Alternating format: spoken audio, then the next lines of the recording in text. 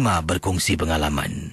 Kak Delima katakan, beliau pernah mendengar suara serupa alunan yang pernah saya ketengahkan dalam misteri jam 12. Mungkin suara tadi yang dimaksudkan. Kata Kak Delima, suara ini dilakukan, dibunyinya telah pun dilakukan oleh ibunya yang sekarang ini dalam keadaan nyanyuk, tidak sedarkan diri apa yang beliau lakukan. Kata Kak Delima dalam kiriman email ini, ibunya sekarang ini nyanyuk dan memang apa yang ibu saya lakukan, Casey, kadang-kadang dah macam anak-anak kecil. Tapi itu bukan merisaukan saya ataupun membimbangkan saya, kata Kak Delima. Apa yang membuat saya risau, bimbang adalah takbiat ibu pada hari Khamis malam Jumaat. Entahlah, dalam banyak-banyak hari, kenapa hari Khamis malam Jumaat?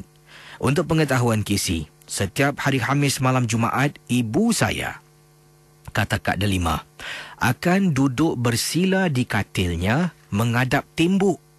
Kemudian dalam keadaan duduk bersila di atas katil, badannya menghadap tembok, dia akan hayunkan badannya ke kiri ke kanan perlahan-lahan sambil menyanyikan suara seram yang pernah Casey ketengahkan dalam misteri jam 12.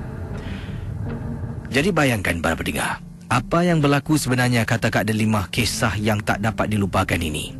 Pada suatu malam, ketika Kak Delima pertama kali terdengar alunan suara, memang cukup menakutkan dan menyeramkan.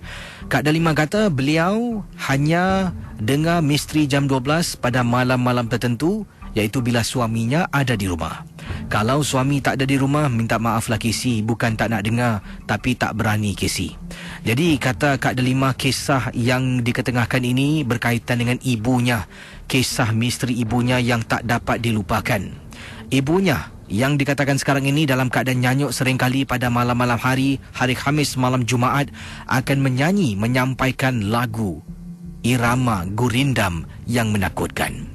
Dan yang peliknya Casey, dia akan duduk menghadap tembok, kemudian dia akan menghayunkan badannya kiri dan kanan.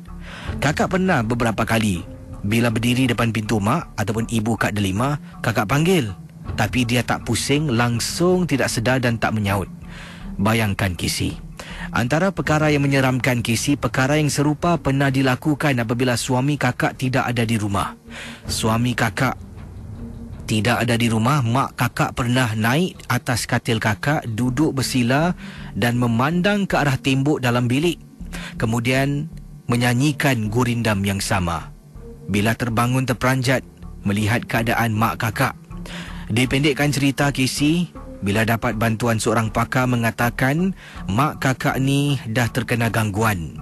Adalah makhluk dikatakan kakak cantik ataupun pontianak yang merasuk badan mak kakak pada malam-malam yang disebutkan tadi. Jadi tanya pakar macam mana nak keluarkan. Dia kata benda ni susah nak dikeluarkan sebab seolah-olah dah mengambil alih sistem tubuh badan mak kakak.